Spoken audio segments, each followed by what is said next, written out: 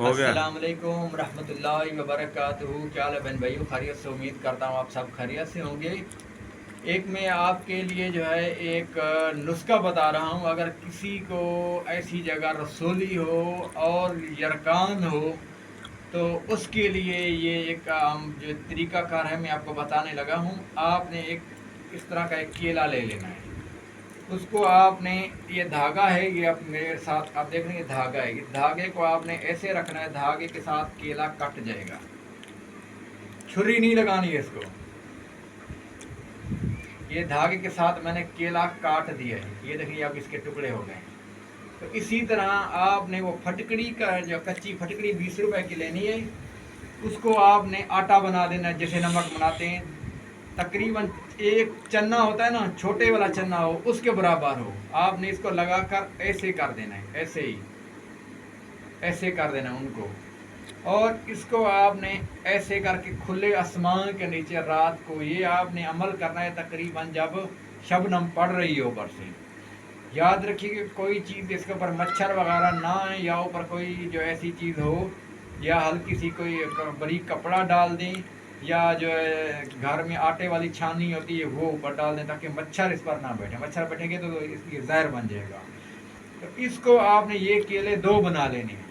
ये आप तकरीबन 1 दर्जन केला आप सिर्फ 12 दिन ये करें तो 2 दर्जन केले बन जाएंगे।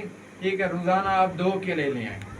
तो ये आपने खाली पेट जब नमाज के लिए उठेंगे, नमाज पढ़ने के बाद आपने जो है वुज़ू करके तो इनको आपने खा लेने। कम से कम आधे घंटे बाद आप नाश्ता करें।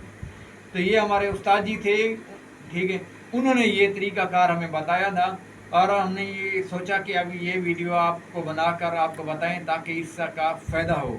तो वो उस्ताद जी ने ये जो हमें अमल बताया था, कई जगह उस्ताद जी ने हमारे सामने भी किया था और कई लोगों को भी बताया था, और उसके बाद हमने भी कई लोगों को बताया। इसका आपको बहुत फ़ायदा होगा इंशाअल्लाह। अगर यरकान है, या अगर औरत को बच्चेदानी में रसोली है, ठीक है, या कहीं जगह भी रसोली है, तो इंशाअल्लाह अल्लाह ताला के फजल व करम से, या अंदर किसी किस्म की कोई गिल्टी है, ये चीज़ जो है गिल्टी और रसोली के लिए जो है आपको 19 दिन खाना पड़ेगा।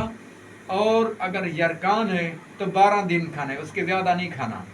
12 दिन खाने, उसके ज़्यादा और ज़्यादा मिकदार में भी नहीं लगाना। ये मैं बार बार आपको बता देता हूँ, ठीक है ना।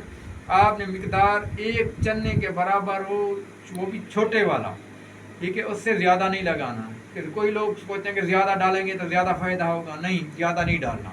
ज़्यादा डालेंगे तो फिर आपके जो कुछ होगा फिर आप ज़िम्मेवार रहेंगे। मैंने आपको बिल्कुल कम मिकदार बताई है। इंशाअल्लाह बहुत आपको इससे शिफा मिलेगी।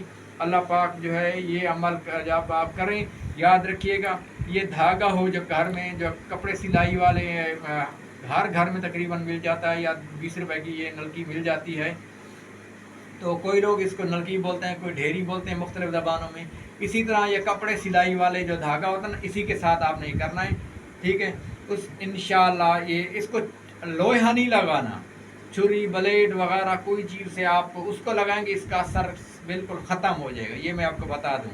तो उम्मीद करता हूँ कि ये आपको वीडियो हमारी बहुत अच्छी लगी होगी, और आपसे गुजारिश है हमारे चैनल को सब्सक्राइब कर दें, घंटी को दबा दीजिएगा। अस्सलाम वालेकुम रहमतुल्लाहि व बरकातहू।